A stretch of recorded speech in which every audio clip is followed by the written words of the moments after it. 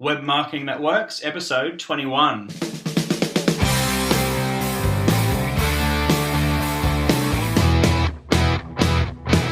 Welcome to the Web Marketing That Works podcast. Come behind the scenes of real-life marketing experiments and listen in as amazing guests confess the truth about what really works.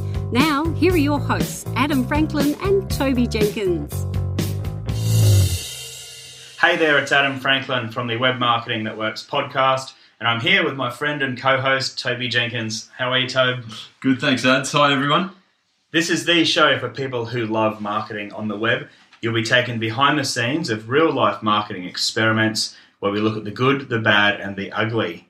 We confess what's failed and reveal the truth about what really works. This show is brought to you by our new book, Web Marketing That Works, and specifically the bonus templates that go with it. So if you're keen to download those 33 free web marketing templates, jump on over to bluewiremedia.com.au/book. And I'd like to give a big shout out to our friend Dave Hewitt, who left us a 5-star review on iTunes. Thanks very much, Dave. Much appreciated, Dave. Now, the topic for today's show is making website projects go a lot quicker, and I guess it's triggered from one of our lower points, which was taking at least 2 years to complete a website project. Can you tell us more about all that, Tobe? Yeah, I mean, it was a really ugly situation. Classic case of, I guess, not defining, there's a whole list of reasons that we'll go into today, but the project, was kicked off with the best of intentions. Everyone was really excited by it. And then it genuinely took us 2 years to get to the end of it. And, things like getting the content delivered was really hard work. Managing the scope of the project was really tough going. And in fact, even, keeping in touch with the client was really hard as well in terms of because they were busy. And anyway, it was just one of those situations that was turned pear-shaped. And that really kicked off the transformation, I feel, for us. It was the catalyst to go looking for, there's got to be a better way of doing this. And thankfully, we found a few little tricks along the way that have really helped us to deliver projects much faster. And I guess, one of the key things behind that is that if you can get a project up and running faster, everyone, that excitement at the start is so much higher. The energy and enthusiasm and commitment to a project at the start of it is always higher. And the quicker you can get it done, the more likely you are to be happy with the end result as well. And of course, there's the whole sort of lean startup philosophy too, where you need to get something out and live and into the marketplace so then it can be improved over time. And at least with websites, hey, it's not like it's set in stone. It's always a work in progress. So getting it out the door and up and live and then iterating is something you're advocating? So, yeah, absolutely. And, you actually learn so much more from what's really happening on your website than your best guesses sitting around a table brainstorming. So, the faster you can get it there, the faster you get real feedback. And so take us through some of the things that you did, Tobes. Yeah, so I guess to put it in context, after the 2-year thing, we spent a number of years looking and refining our project process. And one of the things that we finally were able to accomplish was one of the biggest projects at the time that we'd ever undertaken was that we were able to do in 4 weeks that previously, even to the best of our knowledge, would have taken us 6 months, even with the best clients. So I guess I'll run through that sort of process with the listeners today. So the first step is really that we started to insist on decision makers being involved in the planning phase and making sure that we had all the different, because so often there are different areas of the business that are required to get commitment and have their own inputs and their own feedback as to how best to do it. And they all need to be brought along for that journey. And, it's often as much a political process as it is a planning process to get your team involved and everyone together. The other part of that is that from our side of things, we needed to bring the designer and the developer in at the early stage so then they knew exactly what the reasoning behind it was and could give the best input into the technical and design considerations of a website project particularly. So those kind of areas were really important. So get the decision makers, get all the people who are involved on the project in there in the planning stage. And even though I guess one of the common objections to that is it seems like a waste of everyone's time. But as you know, Ads, and Seth Godin often espouses, is that you need to thrash up front, hammer out all the details, and then once you know and everyone's committed and to that same path, then you can start making progress in the execution, and you can then leave that execution to one person having got everyone's input. So you're talking about getting everybody right up to the CEO in at that initial project scoping session? Absolutely, yeah. And one of the other things with the people involved is that it's often really valuable to have your frontline staff involved as well, because it's often the people who are interacting with your customers who understand what customers are asking about, looking for, all those sorts of things, and how the web can help those customers and the common questions, which is really a huge part of what you're doing on your website, is answering those questions. Now, in our book toes, we talk about the idea of a HIPPO, and HIPPO standing for the highest paid person's opinion. What are some tips on handling the hippo in the room? Well, I mean, the main thing is that the hippo has to be heard. And if you can, and have the hippo there, because those opinions are crucial to it. And once they've been heard, they can then understand how it all fits into the broader picture. So get them in the room, without a doubt. Because it's the hippo that often derails the project when they chime in far too late down the track, isn't it? Yeah. And that's a really good point, is that it's the opinions that come late that cause all the issues, really, as opposed to getting them up front. And that's why getting senior people involved earlier rather than later is really important. Cool. That makes sense. Now, what next? The next point is really that we got a whole lot better at defining the actual project, what was going into it, what was excluded. So that focus on the project scope meant that we were able to plan it out in a lot of detail, and be able to then know exactly what needed to be done, so it could be delegated to the right people as well. And that meant delegating things to the client, so the client had a clear expectation of what they had to deliver, as well as our own team, who had to have a thorough understanding of what was required of them too. So it made a huge difference. Okay. I guess in part with the project scope too is that sort of next point, which is once you know what you're doing, you need to know when you're going to do it by. And so putting in place deadlines was a really important step in the process too. But the thing is, I guess, without the detail of knowing what you're doing, it's very hard to put in place great deadlines that people can actually hit, because once you're specific with what needs to be done, then you can be specific about the deadline and the timeline, then keep it really tight by breaking it down into more manageable chunks. Cool. And what sort of tools are you using for this, Toads? Is it spreadsheets or is it software, or what are you using? Yeah, so it's a mixed bag. I guess in the planning process, we use spreadsheets and Word documents and really basic sort of stuff. And then once we've got those deadlines in place and we know exactly what we're delivering, then we can use things like Basecamp, which is just a brilliant tool, developed by 37 Signals, who are now called Basecamp. And we use that tool for all of our project collaboration. And through it you can assign to-dos, deadlines, put them out to different people. You can have discussions, host your files, and all of that kind of stuff means that all the communication is in one place. And you're actually looping the clients into this Basecamp product, aren't you? Like they've got access and can see all the to-dos and what they're responsible to do. It's not just the project team, but the client as well. Absolutely, yeah. So it makes it a really transparent process, which means that the client sees what work is going on as well. And I think that really helps to keep them motivated. And because they can see what's being ticked off on a daily basis, then that way you're keeping them, you guys are working, so we need to hold up our end of the bargain, and there's that real sort of team feel around a project. Because I guess communication is often such a challenge with website projects, particularly when a web team might go away and be working on something, but if the client doesn't get kept in the loop, they don't know whether they've been forgotten about or whether the project's still running smoothly and on time. what are some tips you've got for, aside from Basecamp, keeping that communication rhythm? Well, this again was something we picked up. There are a couple of things that we tried and we picked up from other industries. So it was a consulting industry, in fact, that we got it from a guy called Dave Gardner from Portland Group.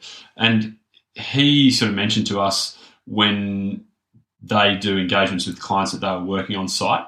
And so we thought, almost the biggest issue with any project that we had undertaken was that waiting time for sign off and for the approval process. And that was just a killer because it was so hard to be motivated in the times where you're waiting for an email back. And it's actually quite difficult to explain and sort of communicate each of those approval stages as well if you're not there, or if you're not discussing it in person or via Skype even.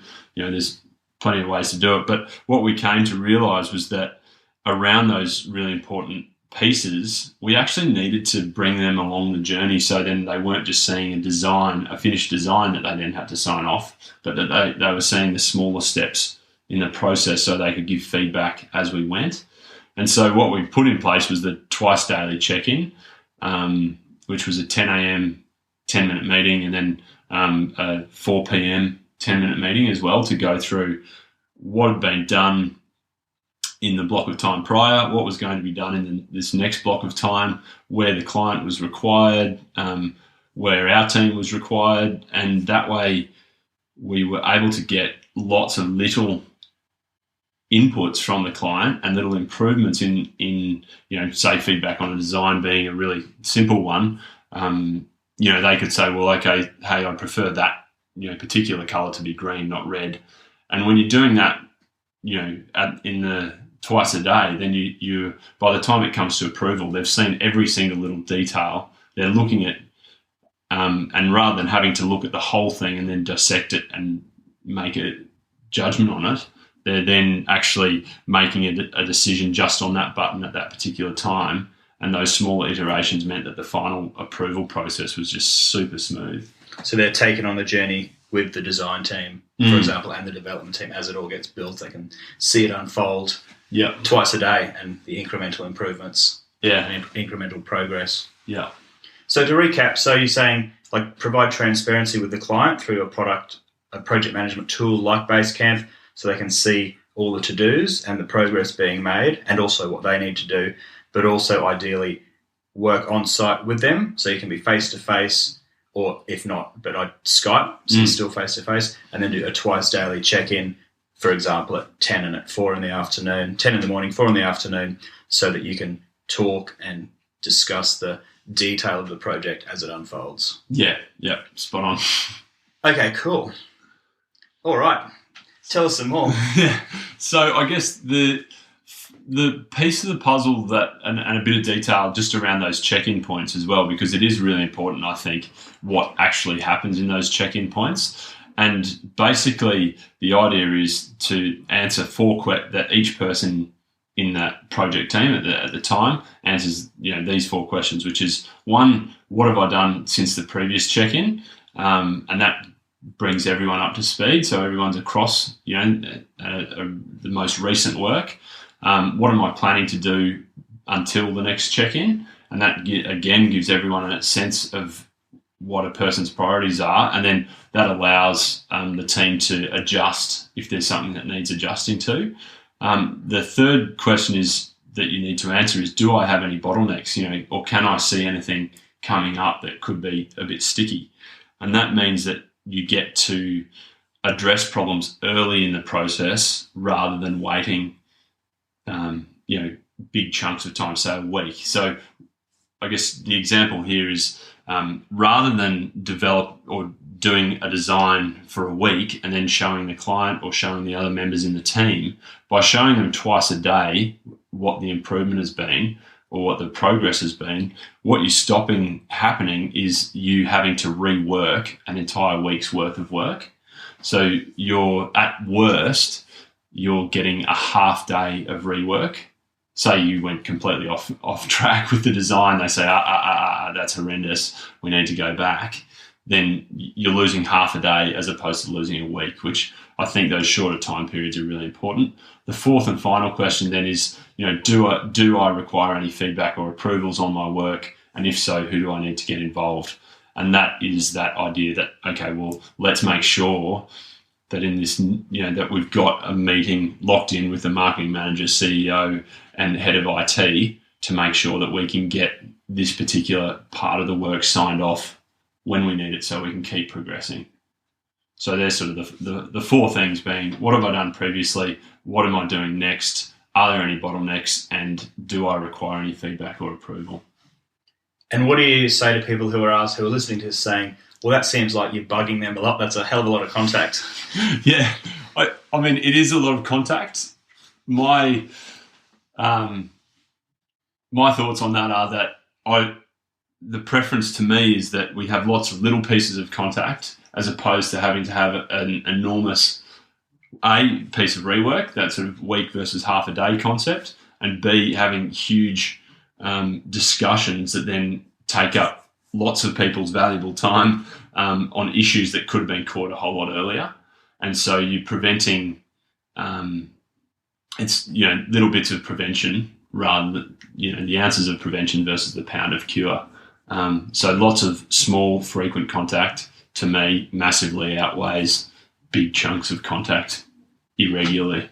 So a couple of 10-minute conversations each day as opposed to a big, nasty conversation weeks or months down the track when, hey, it's all gone pear-shaped, this isn't what we thought where we thought we were going, exactly. Which is very common with website projects. And I'm sure many listeners may well have been through a horror story or have heard a horror story along similar lines, but this thing that you're talking about, Tobes, will prevent that from happening.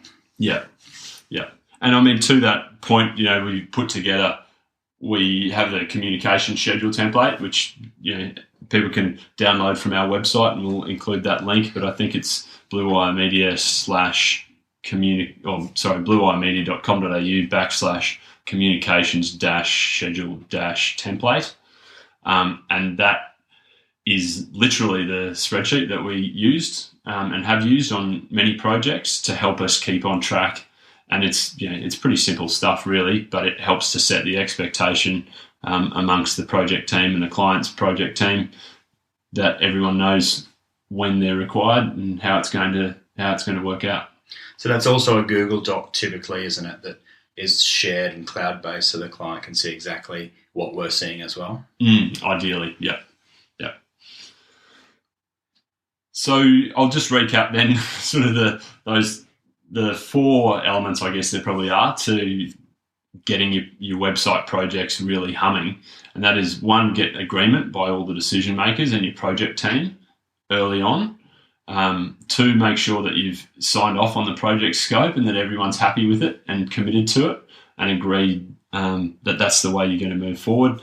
Three, get commitments and to the timeframes as well to that, and make sure, trying to get those meetings and approval meetings and stuff in place and committed to before the project actually starts makes a huge difference rather than trying to do it on the fly. And then, that final piece is that the 2 10-minute sort of project updates, daily project updates to see how things progressing and how you're moving forward. Thanks for that wrap-up, Tobe. It really summed everything up nicely. As always, this podcast show is brought to you by our book, Web Marketing That Works, and specifically the bonus 33 free marketing templates that go with it. So head on over to bluewiremedia.com.au/book, and our intent is to deliver actionable advice. Your feedback and questions are always welcome, so please let us know via email or Twitter. My email is adam.franklin@bluewiremedia.com.au or franklin_Adam on Twitter. And I'm toby.jenkins@bluewiremedia.com.au or @toby_Jenkins on Twitter. If you enjoyed the show, we'd love you to leave an honest review on iTunes, and we'll give a shout out to the 5-star reviewers. So thank you very much and look forward to seeing you next time. See you later.